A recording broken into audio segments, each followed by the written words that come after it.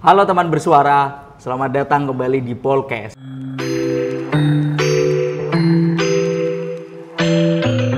Kali ini Polcast edisi yang ketiga. Pada Polcast atau yang biasa disingkat dengan Political Podcast edisi ketiga kali ini kita kedatangan tamu yang sungguh luar biasa. Seri pertama kita kedatangan calon wakil wali kota, kemudian seri kedua kita kedatangan sama Mas-Mas Blangwir. Nah, seri ketiga ini Mas-Mas calon wakil gubernur Jawa Tengah yang diusung oleh Partai PDIP Perjuangan. Pasti kalian sudah pada tahu semua dong, yaitu Mas Hendrar Prihadi atau yang akrab disapa Mas Hendi. Betul Mas ya? Ya, Mas Haris. Saya terima kasih banget ya, Pak. Sama-sama. Bisa datang ke sini. Ini tak panggil Mas aja biar kelihatan muda Mas ya. Terima kasih udah menyempatkan waktunya di tengah kesibukannya untuk diskusi sama kita di Polcast ruangnya. Senang kok tahu kalau yang ngajak diskusi Mas Faris anak muda. Ya. Kan kita jadi merasa muda terus. Ya, Pak, kita selain Pak Mas, kita selain nanti diskusi ngomongin tentang kisah jenengan lah. Berkiprah di dunia politik hingga mencalonkan diri menjadi calon wakil gubernur. Kita juga ada game, Mas. Gamenya ular tangga. Pasti udah familiar dengan game ular tangga. Kenapa kita mengambil game ini? Karena ular tangga menurut kami ini ada filosofinya, Mas. Apa gue? Ular tangga itu seperti kehidupan, kadang naik, kadang turun, dan seperti itu. Nah, ini kira-kira Mas Hendi sendiri kehidupannya sedang naik atau sedang turun nih, Mas? Hari ini? Iya. Hari ini berusaha tidak turun. Berusaha tidak turun. Mencoba untuk tetap naik berarti ya. Harus tetap selalu melenting, Mas. Nah, ini sebelumnya kita mau minta pilih jenengan mau yang warna apa, Mas? Putih atau hitam? Aduh, aku pakai baju putih lah. Putih, baik saya hitam. Berarti dimulai dari sini, Mas. Dari sini. Dari sini. Ini nanti kita selesai diskusi. Ketika game ini juga ikut selesai. Wah, bisa sampai subuh dong. Bisa lama, kalau udah terlalu lama berarti kita paksakan untuk berhenti diskusinya. Gitu, sambil nanti saya memulai permainan, karena di sini berarti saya tuan rumah dari Polcast atau Political Podcast dengan tamunya. Saya mulai dulu sambil saya melemparkan satu pertanyaan nanti. Oke, saya mulai Mas ya. 4, saya hitam 1, 2, 3, 4 naik. Hidup saya lagi naik berarti Mas. Ini 4 itu di sini. 1, 2, 3, 4 kan startnya di sini Mas. Ini tulisannya tuh 1. Udah Mas, kita ngikut, kita ngikut. Sama yang sepuh nggak boleh melawan. Ini baru 5. Ini baru naik. Iya. Oke. Pertanyaan pertama saya Mas, hal yang paling mendasar menurut kami. Siap. Waktu kecil cita-citanya apa sih Mas? Oh, berubah-berubah. Nah, itu selayaknya anak-anak malah kalau berubah-berubah. Kalau yang konsisten itu malah agak aneh, Mas. Dari kecil, Mas. Saya kecil waktu SD itu pengen jadi insinyur. Insinyur, ya. Waktu SMP pengen jadi dokter. Ya. Waktu SMA pengen jadi tentara. Ya. Kuliahnya sarjana ekonomi, jadi cita-citanya hilang semua. Udah. Mulai dari insinyur, dokter, tentara, kuliah ekonomi. Nah, kalau waktu kuliah itu biasanya nggak pengen jadi sarjana ekonomi, Mas. Tapi ya udah pengen cepat lulus aja udah cita-citanya gitu. Pengen cepat lulus. Ada satu fase di pas zaman kuliah itu yang saya menemukan, oh ternyata aku nggak bisa ini ya merencanakan cita-citaku dari awal ya. Tapi aku tetap harus sukses nih. Terus aku kira-kira harus seperti apa? Nah, saya menemukan justru waktu zaman kuliah. Yang paling penting dalam sebuah kehidupan itu adalah bagaimana kemudian kita bisa bermanfaat buat orang lain. Nah, itu saya ketemu. Mau jadi apapun itu, mau tentara, polisi, dokter, insinyur, pada saat kemudian punya kemanfaatan, oke. Tapi kalau sudah punya pekerjaan jabatan apapun, tapi dia nggak bermanfaat buat lingkungan, buat apa? Hidup itu adalah manfaat. Hidup adalah manfaat. Hidup adalah memberikan kemanfaatan ke lingkungan dan juga ke diri sendiri lah Mas ya. Nah, untuk saat ini, kalau kita tarik tadi mulai terakhir menjadi sarjana ekonomi, saat ini apa yang pengen Bapak cari, Pak? Saya pengen menjadi bagian dari pada sebuah pemimpin yang solutif.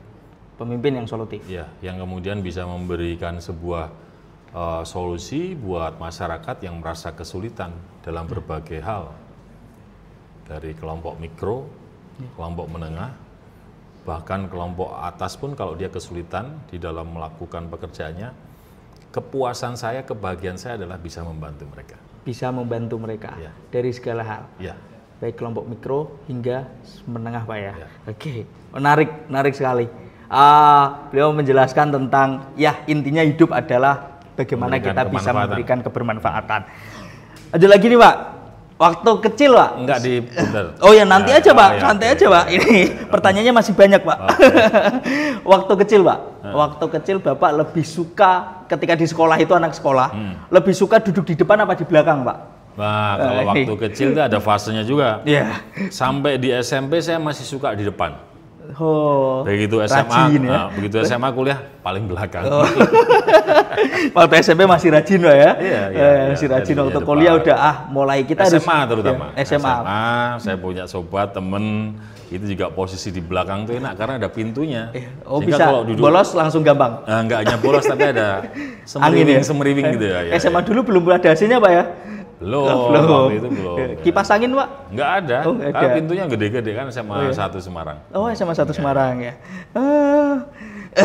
Jadi duduknya masih di belakang, kalau mau bolos cepet langsung lari, cepet. Kenangan masa kecil Pak, Bapak kalau masa kecil itu apa sih punya kenangan yang lucu? Oh yang saya ingat ya, kalau Semarang itu kenangan saya adalah. Jenengan asli Semarang Pak ya? Semarang. Ya. Saya sampai dengan SMP itu kemana-mana jalan kaki ya. Sekolah jalan, termasuk main ke rumah teman juga jalan. Ya kadang-kadang naik sepeda karena juga punya sepeda. Nah saya merasakan waktu itu kok Semarang tuh nggak sepanas sekarang ini. Betul? Itu Pak. Jadi saya mengalami jalan dari SMP 3 di Panjaitan, kemudian di Simpang 5, waktu itu masih ada gor gitu ya. Kemudian kita beli gilo-gilo, tahu nggak gilo-gilo? Tahu Pak. Ya beli gilo-gilo terus jalan lagi pulang. Asik. Iya. Di mana-mana pohon asemnya masih banyak gitu kan. Masih rindang Pak ya? Masih rindang. Masih rindang. Nah itulah kemudian yang membuat saya waktu mendapat kesempatan ada di dalam sebuah wilayah yang bisa mengambil keputusan terkait kota ini di Pemkot, saya kemudian bilang ayo kita kasih penghijauan untuk kota ini.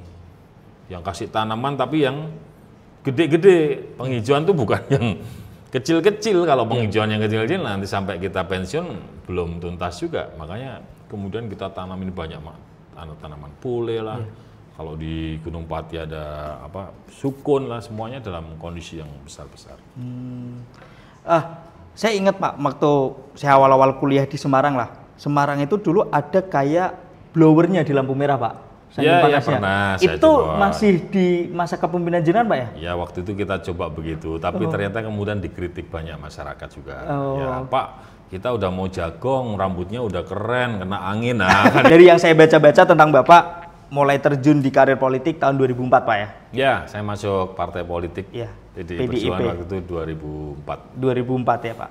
Kenapa memilih PDIP Pak? Oh, ada ceritanya. Iya. Ya, yang pertama pasti waktu itu zaman muda itu kan saya merasakan kita tuh apatis itu sama yang namanya omongan politik gitu. Sampai sekarang kayaknya Pak. Anak muda sekarang gitu. Anak muda sekarang saya rasa masih seperti itu Pak. Tapi ternyata keliru loh. Iya. Waktu itu saya ngomong begitu. Termasuk saya ketemu senior-senior saya, mereka bilang kamu nggak boleh begitu. Kamu sudah jadi ketua KNPI waktu itu saya ngasih. Iya. Kalau kamu cuma di organisasi kepemudaan, ya kamu kemanfaatannya cuma di wilayah kepemudaan. Memang kalau di partai politik bisa semua. Loh di sana kan wilayah kekuasaan. Kamu nanti bisa ketemu pejabat-pejabat yang berkuasa, komunikasimu baik, kamu bisa ikut membantu programnya dia ke masyarakat. Ya oke, intinya akhirnya saya mau. Kemudian waktu itu kan lagi musim ada namanya kalau di tempat kita ini konverda, ada lagi namanya musda, ya. Saya pernah ditawari oleh sahabat saya yang teman KNPI ya, waktu itu masuk ke salah satu partai politik yang agak ke Islaman.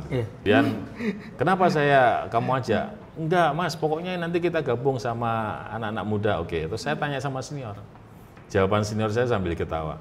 Kalau kamu bukan anaknya Kiai kok mau masuk partai Islam. Wah, emang kenapa senior? Ya nanti kamu paling 1 periode, begitu teman muda nggak jabat ya kamu pasti nggak terpilih. Oh gitu ya. Ya lagi ada yang nawarin beberapa sampai akhirnya kenapa saya tertarik dengan PDI Perjuangan? Pertama ideologinya, ya kan kita tahu Bung Karno begitu luar biasa. Yang kedua waktu itu ketua partainya namanya Mas Murdoko itu ketemu langsung dengan saya. kita ini kan anak muda kan sering dikumpulin sama Pak Ketua DPRD itu Iya. Pak Muldoko yang juga Ketua PD, ketawa-ketawa sampai kemudian Mas Muldoko bilang, Hen, kamu masih KNPI ya? Iya. Kamu ini enggak Golkar? Loh, kenapa Golkar? KNPI kan Golkar. Enggak mas, saya enggak berpartai. Masuk PDI? Beneran? Bentar, aku minta waktu mas malam. Saya tanya senior saya. Kemudian senior saya mengatakan, salah satu dari beberapa partai yang bisa bertahan itu nanti adalah PDI Perjuangan. Karena dia jelas, ideologinya jelas, NKRI-nya jelas. Ya sudah, saya terima. Kemudian sama Mas Muldoko, kemudian ikut dalam pelantikan di tahun 2005. Itu aja.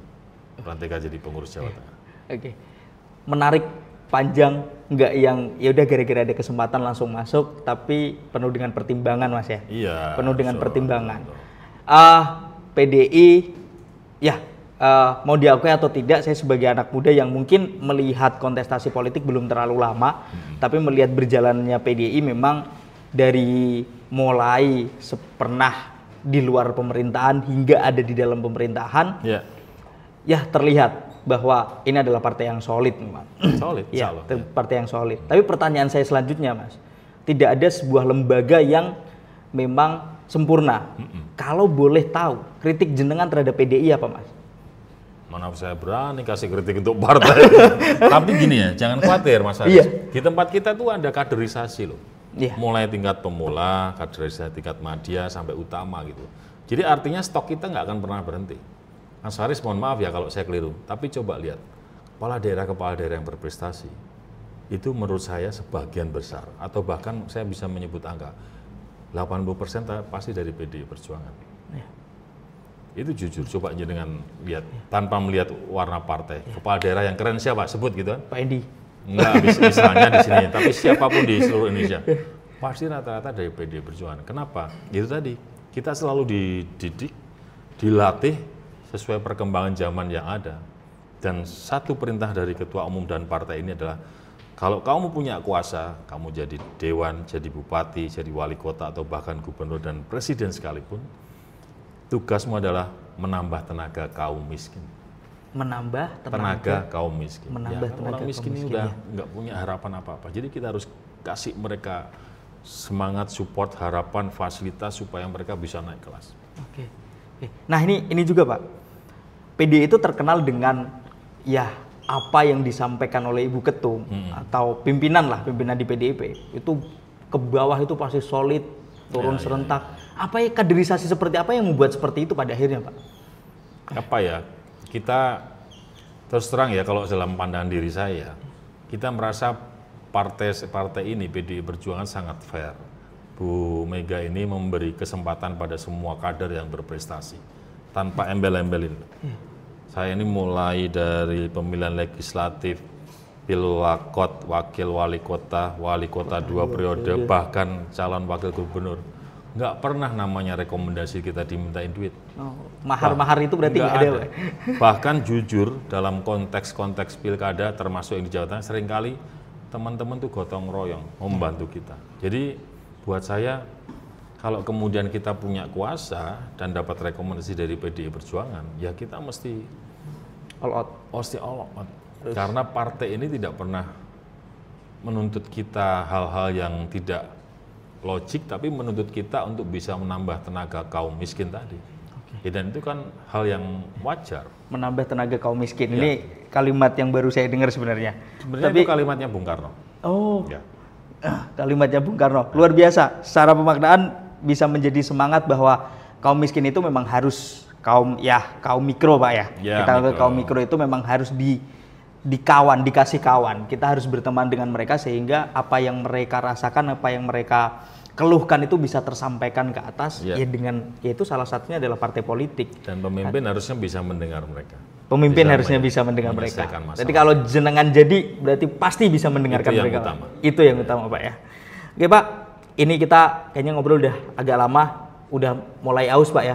Kita sambil putar, kita antarkan minum. Kami selain saya sebagai host Pak, kita punya barista Pak. Kita panggil baristanya untuk ngasih minum ke sini Pak. Bawa minum. Barista. Mbak Rista atau barista? Barista Pak. Oh kirain Mbak Rista. Nah ini tim kita itu semuanya laki-laki Pak. Barista. Manis juga loh barista. Waduh. Ya, makasih ya. Mas siapa ini? Siapa? Ilham Pak, nama Mas saya. Ilham. Kamu belajar dari mana? Belajar apa nih Pak? Ini buat ini kopi nih. Wah ini ya belajar inilah Pak, belajar sendiri Pak saya. Hebat ya. Otodidak ya? Otodidak. Sini dulu ya Pak. Tapi barista di kita itu selain bikin teh atau kopi, ada pekerjaan tambahan, Pak. Apa itu? Karena barista itu ada singkatannya, Pak. Apa Mas Cici singkatan barista? Barista di sini beda Pak. Barista di sini ada singkatannya. Apa? Bagian roasting tamu. Oh iya. Wah mendeni. Minum dulu ya. Minum, Pak. Pas saya yang minum Pak. Tapi sumpah Pak, sebelum roasting Pak, saya tuh deg-degan banget. Kenapa? Sumpah, karena selain ada potensi lucu, saya juga ada potensi hilang Pak. Enggak. Paling lu kali lecet. Takut banget Pak. Makanya saya tadi lihat, oh untungnya Pak Hendy nggak bawa Bapak Andika. Oh, iya. Soalnya takut banget saya Pak. Saya takut diangkat Pak. Diangkat apa? Iya kalau diangkat jabatan, kalau yang diangkat saya Pak. Gimana? Apalagi Pak Andika badannya kekar banget Pak. Badan saya kecil banget. Pak Andika ngangkat saya jatuhnya bukan ngangkat saya Pak, jadi ngangkat barbel gitu. Saking kecilnya. Saking kecilnya. Terus juga Bapak kesini cuma bawa ini kan Pak, tim yang di dalam ruangan. Saya mah cuman istri saya tuh. Ya kan. Soalnya saya takut. Kenapa? Ada tim dari luar Pak. Takut ada sniper Pak. Wah. Enggak lah. Soalnya saya belum siap Pak kalau ditembak. Belum married ya? Belum Pak. Oh iya. Saya belum siap ditembak, kalau dikasih uang saya siap. Masuk. Terus juga langsung aja kali ya Pak. Iya. Pak Hendrar Priyadi, seorang politisi yang punya nama gagah. Wah, Makanya keren. saya doain Pak, semoga Bapak besok menang. Amin. Amin. Soalnya kalau kalah takutnya nama Bapak jadi berubah Pak. Dari yang sebelumnya Hendrar Priyadi jadi Hendrar Prihatin. Oh, loh. Kasihan, Pak. Jadi kasihan, Tapi Pak. kata ibuku ya, memang dari awal tuh tadinya mau dikasih nama Prihatin. Oh. Terus diprotes sama kakak-kakakku, jangan bu, akhirnya namanya Hendrar Priyadi. Oh, gitu. Pas banget ya. Pas banget. Kebetulan yang ngasih tahu ibu Bapak.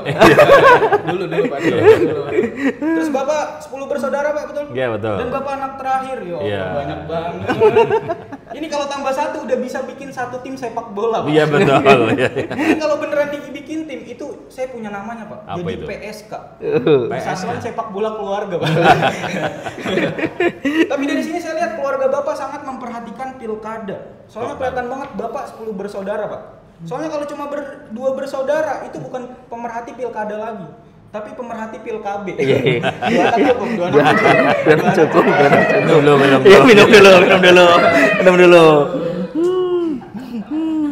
Terus Pak Hendy calon wakil gubernur dari nomor urut 1. Ya. Yang diusung oleh satu partai dan 10 batalion kalau nggak salah. 5 batalion. Oh, 5 batalion. 5. Tapi kok maksud saya Pak kok bisa kepedean banget Pak. Oh, iya. Calon presiden dari partai Bapak aja kemarin diusung sama 2 partai masih kalah Pak. Gimana Bapak yang jadi satu partai? Iya. Bismillah kita lihat hasilnya nanti. Iya. Nggak tahu, Pak. Tapi ini secara logika udah berat sebelah Pak. Kelihatan paslon sebelah diusung oleh 12 partai Iya. dan 500 babin Kantipnas.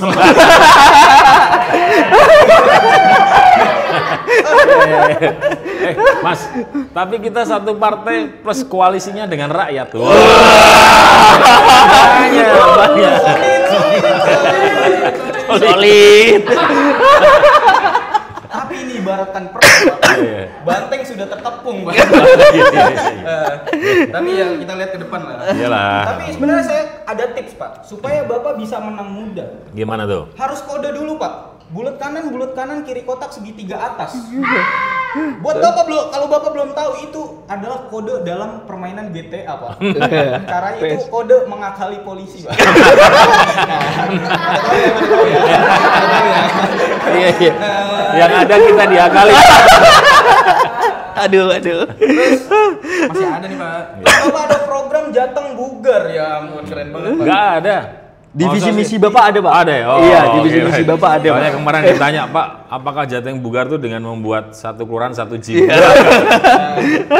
Tapi kalau misalkan emang program itu ada, saya berharap kayak program ini tuh harus berjalan konkret Pak. Jangan sampai mangkrak. Soalnya kalau mangkrak mah bukan jateng bubar lagi tapi jateng bubar. takutnya jadi gitu Pak. Terus sebenarnya program ini tuh bagus, ngebuat orang jadi sehat semua, bahkan jadi keker. Tapi kayak saya belum siap Pak. Ketika ngeliat tukang parkir itu badannya kayak Pak Andika semua. Kebayang kayak diparkirin Pak Andika, bener-bener ya. Terus Bapak ada program internet gratis lah kurang lebih Pak. Hampir sama kayak Presiden Bapak kemarin. Tapi menurut saya ini masih kurang konkret Pak. Kenapa itu? Karena saya ngerasa internet kita belum stabil. Sumpah Pak, di daerah Ngalian deket kampus saya, itu jaringan Telkomsel aja masih ada yang 2 bar Pak. Bayangin itu masih kota loh. Berarti yang kita perluin apa Pak? Stabil dulu aja, jangan gratis. Yang minimal Faris Pak. Kalau nonton video skandal nggak ngelek-ngelek. Skandal korupsi Pak. Skandal korupsi. Skandal korupsi teman-teman. Terus juga kita ke prestasi Pak Hendy lah. Waduh, bahaya. Prestasi Pak Hendy pas jadi wali kota dulu banyak banget. Tapi saya sebutin salah satu aja Pak. Salah satunya adalah Semarang waktu itu pernah jadi kota terbersih se-Asia Tenggara, betul Pak? Katanya. Oh katanya. Kalau emang iya Pak, bahkan dugaan saya tempat paling bersih itu adalah kantor Bapak. Makanya beda banget Pak sama wali kota sekarang. Kantornya udah kotor banget Pak. Kelihatan banget waktu itu KPK sampai bantu bersih. Bahaya ini bahaya ini. Aduh. Kan waktu itu mantan KPK, ada anggota KPK jadi OB di situ. Oh jadi OB. Oh gitu. Oh udah pensiun daftar OB. Iya. Juga lagian saya mau bilang sih Pak, mau program Bapak sebagus apapun, mau ada kemiskinan, menuntaskan kemiskinan, pendidikan gratis, makan siang gratis, saya nggak bakal milih Bapak Pak. Kok bisa? Karena KTP saya Jawa Barat. Pak gitu aja. Masih ya? Masih mau ngurusin yang lain. Wah, tangannya dingin banget. Ini beneran nih Pak. Allah. Pulang lewat mana? Sehat ya. Pulang lewat mana? Pulang dulu lah. Pulang dulu. Terima kasih. Ya. Aman Pak ya? Aman. Jateng Bugar Pak.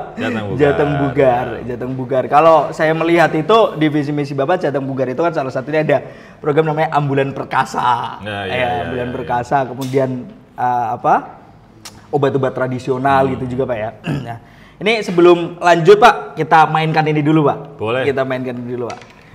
Satu. Ini kok ngirit banget sih saya. Iya. Sana Mas. Ke sini ya. 11. Ini 11 tadi harusnya ke sana. Iya, enggak apa-apa. 2. 30 31 situ Pak. Nah. 1 kali lagi. 6, betul. 2, 3, 4, 5, 6 lagi Pak. 2, 1, 2.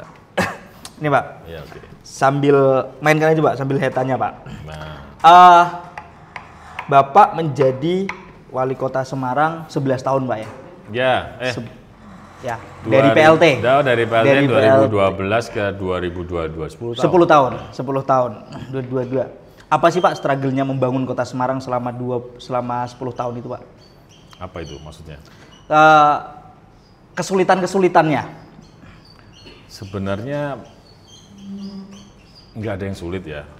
Sepanjang komunikasi itu bisa dilakukan dengan baik. Maka kemudian kami membuka ruang untuk masyarakat bisa berkomunikasi dengan pemerintah Kota Semarang. Baik yang konvensional, apa itu konvensional ya tatap muka, jalan sehat, sholat bersama, kunjungan ke tempat ibadah yang lain, atau apapun itu yang kita bisa ketemu masyarakat kita datangin.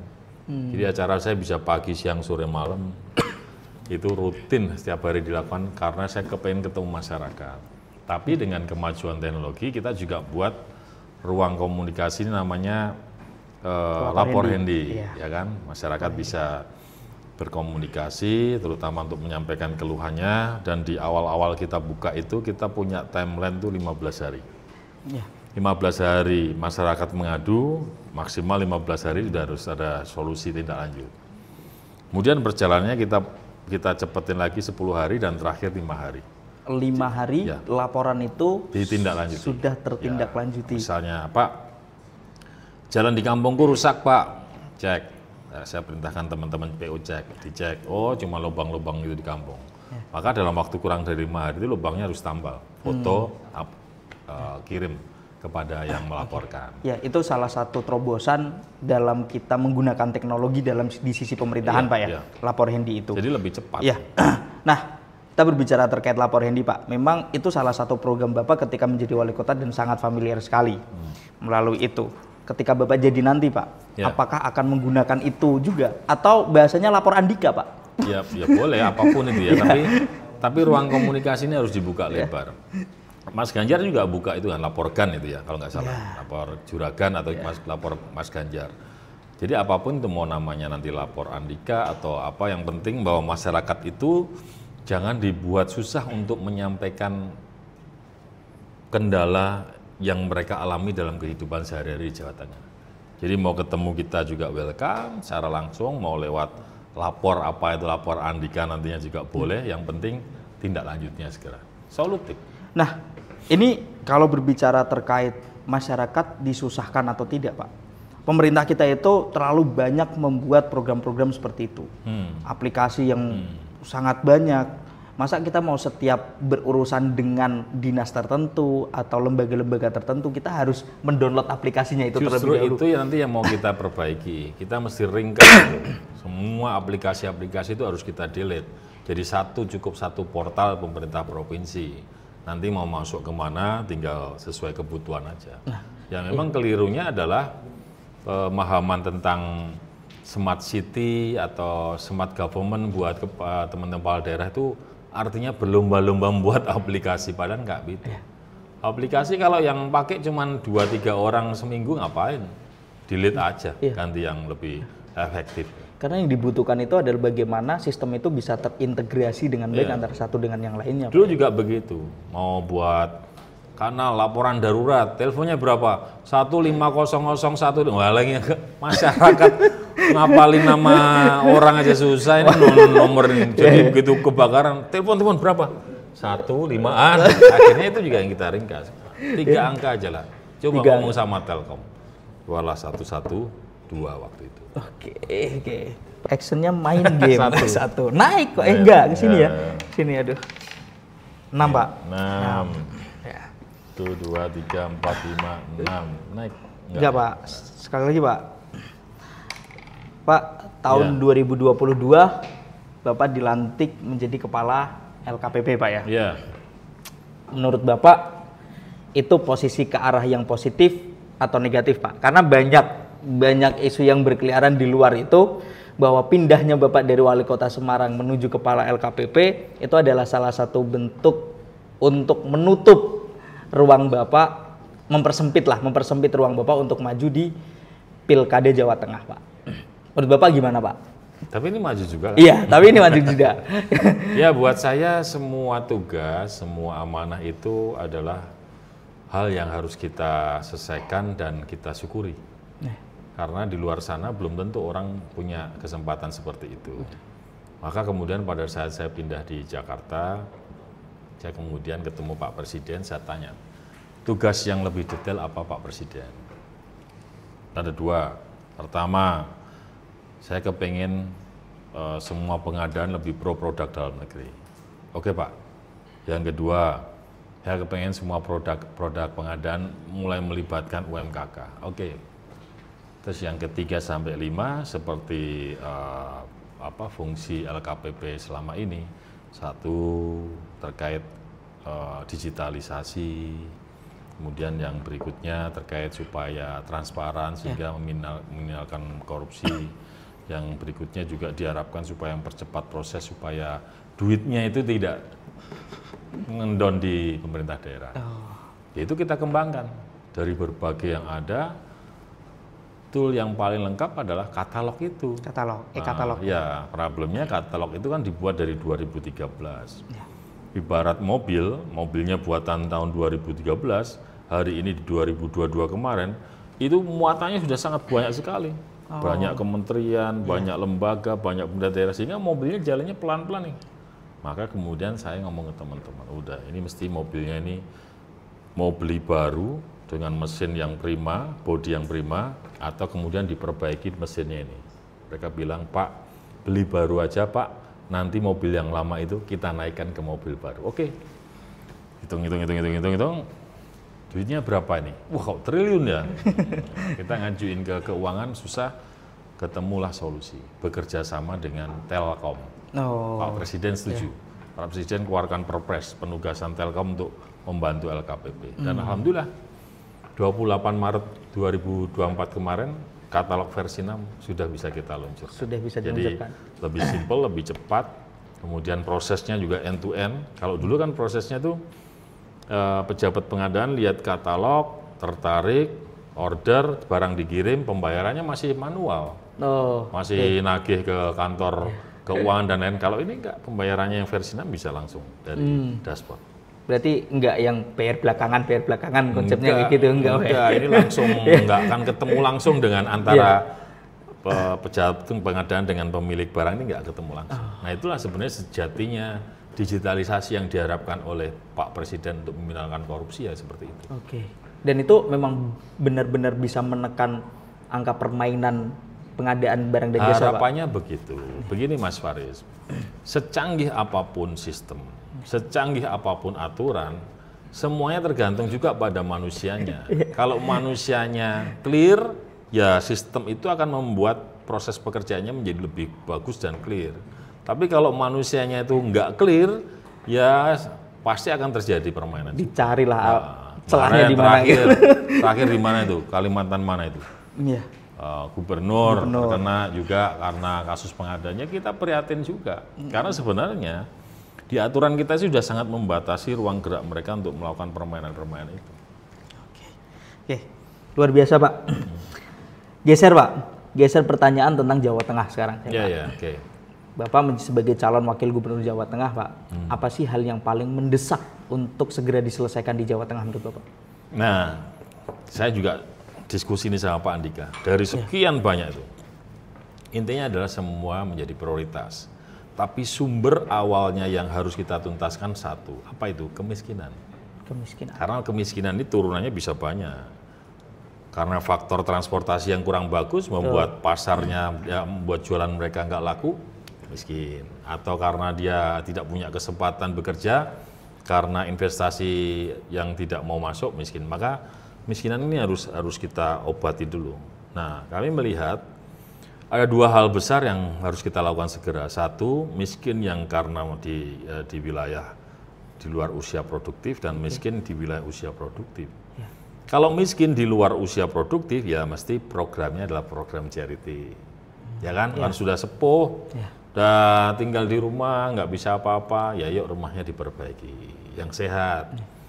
Orangnya kemudian dikasih sembako supaya bisa tetap makan, fasilitas kesehatan, kalau pas sakit bisa berobat, kemudian kalau cucunya sekolah dikasih pendidikan gratis dan lain-lain. Nah, tapi yang miskin yang di wilayah produktif, ya nggak boleh begitu dong. Kita harus, pemerintah hadir, ada dua hal nih. Satu, membuka kesempatan investor bisa berinvestasi dengan cepat, kemudian murah dan tanpa biaya-biaya pungli. Kemudian juga yang kedua, memberikan teman-teman usia produktif yang belum punya kesempatan bekerja ini fasilitas pelatihan, kredit murah, sampai pangsa pasar yang disiapkan pemerintah. Jadilah dia UMKM. Kita berbicara terkait pelatihan, Pak. Pelatihan itu kan artinya memang secara SDM, kemampuan para calon pekerja itu belum sesuai dengan apa yang dibutuhkan oleh pemberi kerja, Pak. Artinya ketika seperti itu, artinya ada yang salah dong Pak dengan sistem pendidikan kita. Kalau seperti itu. Kalau menurutnya dengan begitu, terus? Berarti kan tidak linear. Mereka sudah sekolah dari TK, SD, SMP, SMA, bahkan mungkin sudah sampai sarjana. Tetapi mereka masih membutuhkan lagi pelatihan. Bisa faktornya adalah SDM-nya sendiri, bisa juga secara sistem pendidikan kita memang belum linear untuk menunjang tenaga kerja yang berkualitas unggul, Pak. Dari itu bagaimana, Pak? Dari dunia pendidikannya nih, misalnya saya punya pengalaman, S1-nya SE, begitu lulus jadi kontraktor. Enggak. S3-nya divisi Pak ya? S3-nya politik gitu. S3 divisi. Jadi sebenarnya kalau dari itu tergantung manusianya. Tapi memang hari ini mestinya kita lebih fokus pada vokasi. Sekolah vokasi supaya kemudian menghasilkan lulusan-lulusan yang siap untuk bekerja. Nah, tadi saya waktu acara di salah satu tempat jam 3 tadi ada tanya begini, Pak, saya ini anak saya sekolah di vokasi loh Pak, tapi ini sudah setahun nganggur kerja. Jadi gimana solusi Bapak? Oke, dalam program kita ke depan, mestinya industri-industri yang sedang butuh melakukan rekrutmen pekerjaan itu harus diajak bicara. Jadi jangan maunya sekolah, tapi maunya industri. Contoh, suatu ketika di Kota Semarang ada investor masuk dari Jepang. Dia buat jas, buat baju-baju bagus itu. Dia butuh tenaga kerja dari Semarang waktu itu 500 penjahit. Nggak bisa disuplai sama Semarang. Akhirnya dia ngambil dari daerah-daerah lain. Nah, kenapa orang-orang yang tadinya mau membuka lapangan pekerjaan itu tidak diberi kesempatan untuk melakukan pelatihan di sekolah-sekolah vokasi yang milik pemerintah? Jadi misalnya kalau memang dia mau usaha kan bangun dulu nih, perlu waktu setahun lah. Kenapa enggak selama setahun itu dia kemudian melatih adik-adik kita yang ada di sekolah vokasi itu supaya siapa yang tertarik diajari cara menjahit yang bagus atau nanti dibutuhkan juga set manager dilatih jadi manajer yang bagus atau nanti dibutuhkan mekanik yang bagus sehingga begitu ini dilatih nilainya bagus kan tinggal link and match gitu ya. Nah, itu yang akan kita lakukan. Ya di situ Pak, berarti kan artinya kurikulum sekolah vokasi kita kalau katakan seperti itu, tadi butuh 500 penjahit semisal, kita ada vokasi jurusan penjahit semisal Pak, dan ternyata dari sekolah vokasi jurusan penjahit tersebut tidak mencukupi syarat untuk masuk ke sini secara langsung, harus melewati pelatihan terlebih dahulu. Artinya sistem yang dibangun oleh sekolah vokasi ini juga belum sesuai standar yang diinginkan oleh perusahaan tersebut Pak. Wilayah pekerjaan ini kan tidak langsung sama dengan wilayah pendidikan formal, ya kan? Ada banyak teori-teori yang nggak bisa diterapkan di dunia pekerjaan. Maka sebenarnya yang paling penting adalah di sisi dunia formalnya mereka dapat ilmu, di sisi dunia pekerjaan itu mereka mendapatkan praktek secara langsung dari orang yang membutuhkan mereka nanti. Jadi pasti ini ketemu. Jadi misalnya ngomong STM perkapalan gitu kan. Nah, ini kapal tahun berapa kan itu? Jadi kalau kapal yang masih dipakai hari ini di Indonesia mungkin ya, tapi begitu kebutuhannya adalah kapal-kapal pesiar luar negeri yang sudah canggih itu, ya pasti mereka nggak bisa memperbaiki mesin-mesinnya. Terus Pak, saya baru semalam membaca visi misi Bapak yang berhalaman-halaman itu, alhamdulillah Pak. Ya, alhamdulillah untuk riset saya. Ngomongin akses pendidikan juga Pak, di Jawa Tengah itu baru ada SMA negeri totalnya 503 Pak. Di Jawa Tengah itu jelas sangat akses pendidikan untuk masyarakat anak-anak muda di Jawa Tengah sungguh sangat terbatas. Apa yang akan Bapak lakukan terkait hal itu Pak? Karena SMA sederajat berarti kan ada di wilayah provinsi Pak. Ya itu termasuk program kita. Kami waktu serap aspirasi, waktu kita ngomong kita akan meneruskan program sebelumnya SMK negeri gratis gitu. Pak, di tempat saya nggak mungkin gratis. Loh kok bisa? Nggak ada negeri. Karena di kecamatan saya nggak ada negerinya. Apalagi Bapak nanti terapkan zonasi. Oh sudah, berarti saya punya pengalaman loh di Semarang bahwa zonasi itu kita bisa siasati. Jadi nggak semuanya zonasi, kita buat bobot prosentase aja. Separuh zonasi, separuh punya prestasi, nanti apalagi itu yang penting kita lihat situasinya dan tidak untuk kepentingan pribadi. Menurut saya waktu di Semarang itu oke-oke saja. Yang kedua ya pasti harus melakukan penambahan. Seperti waktu di Semarang SMP itu kita dari tadinya SMP 34 sekarang udah SMP-nya 45 yang negeri. Jadi kita udah membangun banyak SMP negeri karena desakan dari masyarakat, pertumbuhan generasi muda yang banyak, yang kemudian pemerintah harus menyikapi dan hadir dalam problem tersebut. Ya kita bangunkan aja SMA negeri. Bangun SMA negeri menjadi lebih banyak lagi Pak ya. Persoalan Jawa Tengah banyak Pak. Saya yakin persoalan di Jawa Tengah banyak. Itu baru tadi di sektor pendidikan. Saat ini cuman baru ada 503 sekolah SMA negeri. Belum lagi di sektor pertanian misal. Kita sebenarnya terdapat beberapa wilayah di sektor pertanian itu yang yang punya potensi tinggi lah Pak. Padi di daerah Demak semisal, pati, itu kan punya potensi yang tinggi di wilayah pertanian padi. Tapi kenapa kita selalu berbicara kesejahteraan petani itu selalu belum tersentuh Pak? Ya. Gimana, apa yang akan Bapak lakukan terkait hal itu Pak? Ya, banyak hal ya, banyak hal. Kalau dari sisi produksi sendiri kan kita sudah melakukan pemetaan nih. Bagaimana kemudian zaman Andika Hendi itu riset harus kemudian dikembangkan. Dibuat benih yang kualitasnya bagus, sesuai lokasi lahan, tapi masa panennya lebih pendek. Itu penting. Irigasi masih didata ini. Saluran-saluran yang sudah bagus, ya alhamdulillah, yang belum bagus ditingkatkan, yang belum ada irigasinya dibangun. Yang ketiga, pupuk. Pupuk ini dalam setiap kesempatan kita turun ke 35 kota kabupaten, salah satunya adalah tentang masalah pupuk. Nah, terus gimana? Kita cek nih ke kuota nasional. Loh, cukup. Lalu kelirunya di mana? Tata kelolanya. Ada mafia lah, ada apa nggak? Ada mafia pupuk Pak ya? Kayaknya begitu. Oke, begitu. Makanya beruntung kita punya Rembo nanti yang akan bisa mengatasi. Rembo. Punya Rembo. Mengatasi mafia-mafia ini. Ya. Sama alternatif pupuk-pupuk yang lebih organik saya rasa bisa dikembangkan. Nah, yang keempat ini yang memprihatinkan adalah setiap panen raya kok harga turun. Nah, petani ini berupaya sekian bulan berharap mereka bisa mendapatkan rezeki, tapi begitu panen turun karena hukum ekonomi, supply demand kan gitu. Nah, bagaimana kemudian pemerintah daerah, Pak Andika Hendi ini kemudian bisa membuat unit usaha seperti Bulog yang harus membeli hasil panen tersebut, kemudian disimpan di gudang, pada masanya bisa dijual. Itu satu. Yang kedua juga meminta supaya kemudian pemerintah pusat tidak lakukan kebijakan import pada saat panen raya. Nah, kalau kita hitung sebenarnya antara hasil panen di petani dengan harga jual itu sebenarnya selisihnya tinggi. Gapnya tinggi. Misalnya gabah di petani 7.000, harga beras 14.000, 100%. Tomat di petani 700, harga jual 5.000. Waduh, itu udah beratus-ratus %. Jadi sebenarnya yang di tengah ini yang kaya raya. Kenapa? Karena distribusinya terlalu panjang.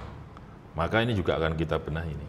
Apakah kita anti tengkulak? Bukan begitu. Ya kita harus sama-sama mencari rezeki yang pas lah. Jangan menekan di sini untuk keuntungan sebanyak-banyaknya.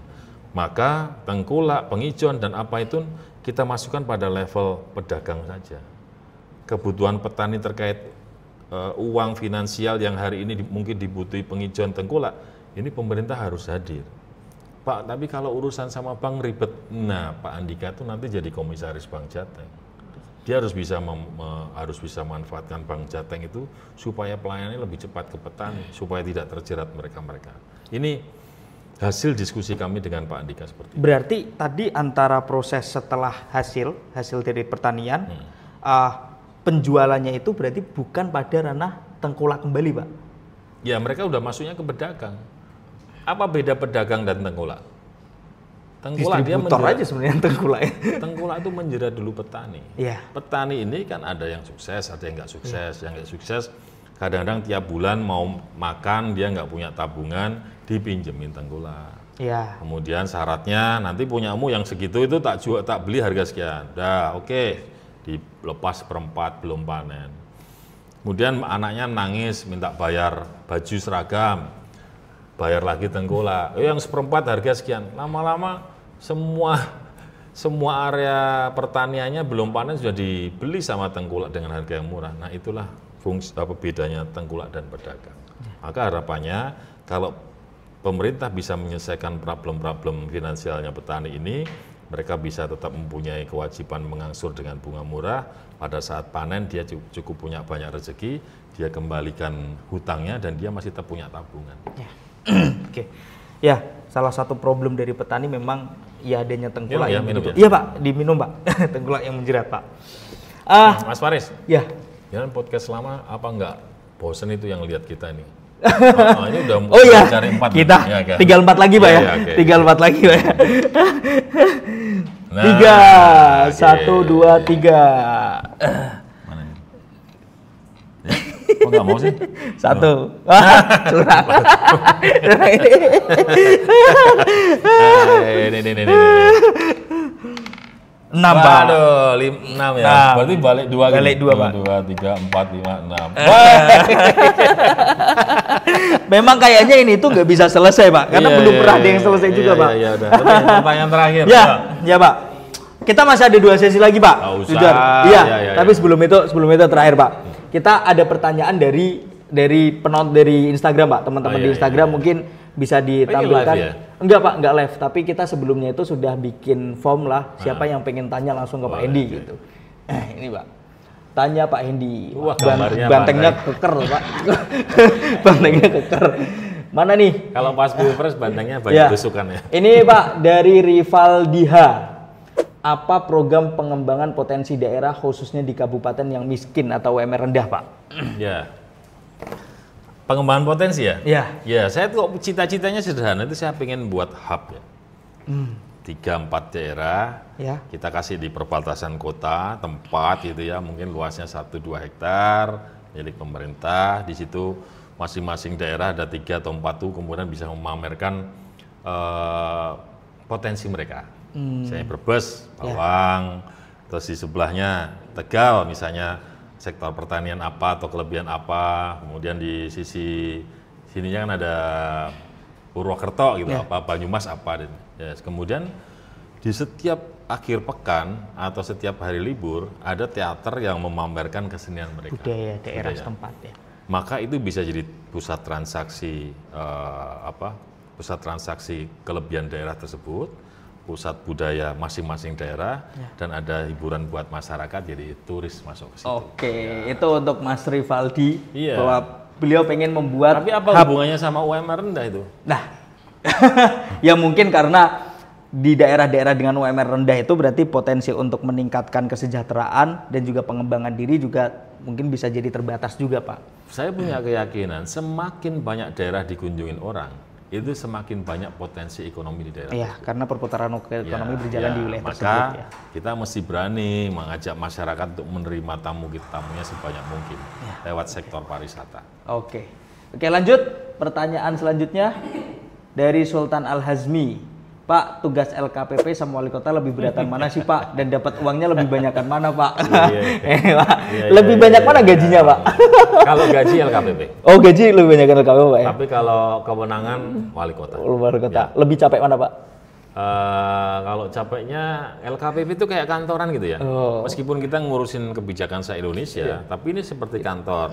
Jam 7 masuk, sore nggak ada acara, jam 4:30 pulang. Kalau acaranya atau tugasnya belum selesai, paling jam 7 lah pulang gitu. Malam di rumah nyantai-nyantai. Berarti gitu lebih punya banyak waktu dengan untuk keluarga kan. ketika di LKPP Pak ya? Ya, tapi kalau di wali kota, pagi jalan sehat ke kantor, kemudian sore pulang di rumah sudah nunggu tamu, ada yang mau bayar SPP karena istrinya hamil, terus malam acara, malam itu sampai rumah jam 11, 12 sudah nunggu tamu juga. Lebih capek, tapi lebih bermanfaat. Semuanya harus dinikmati. Jadi, Tapi kalau berbicara tadi menebar kebermanfaatan, lebih bermanfaat yang mana Pak? kepala daerah. Kepala daerah. Karena langsung bersentuhan dengan masyarakat. Ya. Oke, itu uangnya dapatnya lebih banyak di LKPP ya, gajinya. Gajinya. Masulan gajinya. Lanjut, pertanyaan selanjutnya, Pak, apa sih yang dikangenin dari Semarang, Pak? Kulinernya. Oh, apa yang paling suka, Pak? Kuliner Semarang, Pak? Soto. Nggak ada soto seenak yang di Semarang. Oke. Gitu. Soto Betawi kalah, Pak ya? Kalau masing-masing enak, tapi kalau soto Betawi itu istri saya suka rewel. Oh. Kolesterol. Kolesterol. Jadi mesti. Itu rewel kolesterol. Oh, ada ya. Kolesterol. Jadi soto yang paling dikangenin dari bukan Siti loh, soto. Iya, soto Pak ya, bukan Siti ya. Terakhir nih Pak, ada 4 pertanyaan soalnya. Terakhir dari Mas Melki nih Pak. Bapak dulu pernah berkiprah di KNPI. Jadi kira-kira apa program Bapak untuk memfasilitasi anak muda jika Bapak terpilih? Ya, anak muda tuh hari ini pengen apa sih? Mereka pengen menyalurkan aktualisasi mereka. Jadi ruang-ruang publik itu harus dibanyakin. Nah, ruang publik yang diinginkan apa ya? Mesti kita diskusi dengan anak muda. Kayak waktu itu juga ada skate park, ada apa tuh Mas? buat climbing iya, itu climbing. ya itu mesti disiap-siapin. Ya Pak, ruangan podcast yang gratis juga Pak. Ya, Biar ini- kita nggak sewa-sewa terus ini Oh, Pak. ini sewa ya? Sewa Pak. Terus yang berikutnya setelah di masa mudanya mereka dapat kesempatan untuk melakukan aktualisasi diri, ya pasti rekrutmen tenaga kerja. Iya. Pasti kan begitu kan? Iya. Ya, kita kasih kesempatan dengan menggandeng investor supaya membuka lapangan pekerjaan dan tentu saja pelatihan-pelatihan dan fasilitas pasar maupun modal. Oke, itu jawaban-jawaban beliau dari pertanyaan-pertanyaan netizen, Pak. Netizen di. Nah, anak muda itu seringkali ya, mereka sama pemerintah itu kok males kenapa sih? Aku tanya sama Mas Faris. Nah, Enggak males kalau saya Pak, beneran? saya dekat sama pemerintah. ya, alhamdulillah. Iya, tapi gini Pak, kalau saya tadi soal apatisme politik anak muda, saya masih meyakini bahwa sampai saat ini anak muda masih tergolong yang belum banyak yang memang ikut membicarakan, berdiskusi tentang politik, kita mengkritik kebijakan pemerintah. Coba sekarang saya menirukan pertanyaan senior saya. Kenapa kamu apatis terhadap politik? Jawabnya apa? Salah satunya Pak, ketidakpercayaan dengan pemerintah. Itu menjadi salah satu menurut saya. Ya banyak yang terjadi, mulai dari kasus korupsi yang tinggi. Lalu senior itu waktu itu menjawab. Aku kan ngomong gitu juga. Jadi Mas Faris, kamu selangkah lebih unggul dari anak muda yang lain. Karena kamu tahu di dunia politik ada hal-hal seperti itu. Kamu harus masuk dan benahi itu. Gitu. Coba. Asik. Senior, akhirnya aku masih ke politik. Senior. Ya. Mau diajak kemana saya Pak? Ini Pak. Itu yang terjadi tahun 2004. Aku waktu tanya, waduh senior, itu kan penuh dengan intrik ini. Ya, kamu selangkah lebih maju, Kamu udah tahu itu di dunia politik kayak gitu. Maka kamu harus masuk dan benahi hal itu. Keren banget. Habis ini beli baju warna merah ya. Beli baju warna merah ya. Oke Pak, itu mungkin podcast dari kita. Terima kasih banyak Pak. Makasih Mas telah Aris. datang ke sini untuk diskusi Ruang sama suara teman-teman. semuanya, Sebelum selesai Pak, mungkin Bapak ada sepatah dua patah kata sebagai closing statement kepada masyarakat yang menonton. Netizen menonton. Ini Pak. Oke. Pak. Buat anak-anak muda yang selalu saya banggakan, saya hormati, populasi anak muda hari ini luar biasa. Orang sering menyebutnya dengan bonus demografi. Maka persaingan akan menjadi semakin ketat. Apa masukan dari Pak Endi? Lakukan investasi nama mulai dari sekarang. Banyak hal-hal yang harus kamu lakukan membuat orang kemudian mengatakan bahwa kamu orang hebat, kamu punya orang yang bisa dipercaya, kamu orang yang bisa diandalkan, karena ini adalah investasi. Pada saatnya nanti kamu akan bisa metik itu. Oke. Terus. Kalau pada saatnya adalah kita harus berinvestasi sejak dini ya intinya Pak ya. Oke. Investasi duit, investasi kebaikan. Investasi kebaikan. Sekian dari kita edisi Polcast seri keempat kali ini, Political Podcast seri keempat kali ini. Kita bertemu di edisi-edisi selanjutnya.